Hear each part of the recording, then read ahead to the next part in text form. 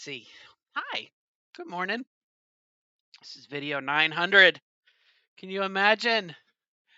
900 videos. Oh, golly, how much I've changed. Grew my hair out. I've gotten a lot fatter. My face. Anyway, doesn't matter.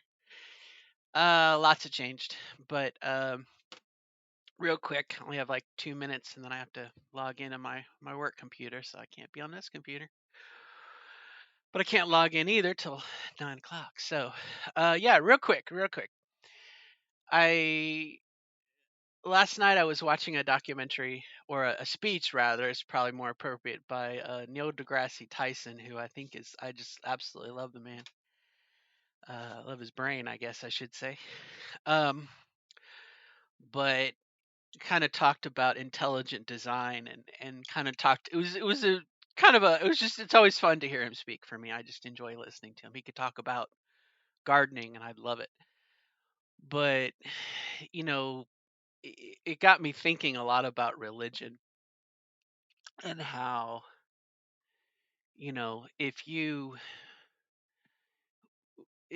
talk to someone who has a religious belief and you had never heard of it, how ludicrous it may sound.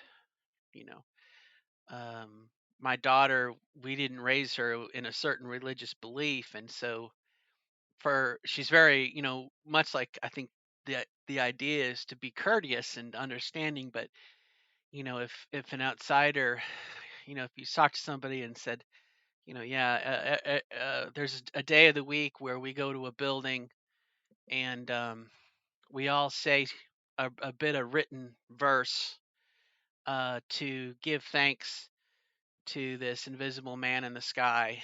And if we don't do what he says, we're going to get, an eternity of torment and suffering.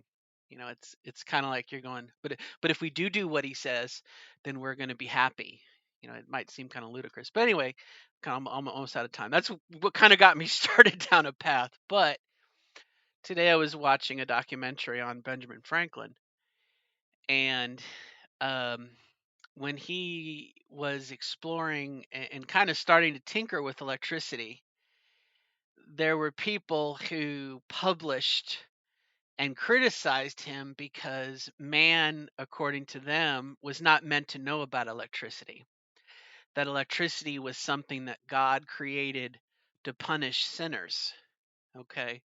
And a lot of like just criticism against Benjamin Franklin. I mean, he had people that hated his guts. We kind of revere him today as a founding father and a diplomat and postmaster general, stoves, bifocals, blah blah blah blah. But I didn't really understand how much some religious people of the day looked upon him as being, um, that he was inviting God's wrath because he was tinkering with electricity. And I didn't realize that there was actually, again, people, much like my previous example with my daughter, or talking to someone, that the invisible man in the sky. um, you know, we we're not going to invent lights. Click. If I turn that one off, you won't see me. Because it's messing with God, and just how like adaptive we are in religion and saying, oh well, that's just kind of a silly idea. Of course, electricity is electricity.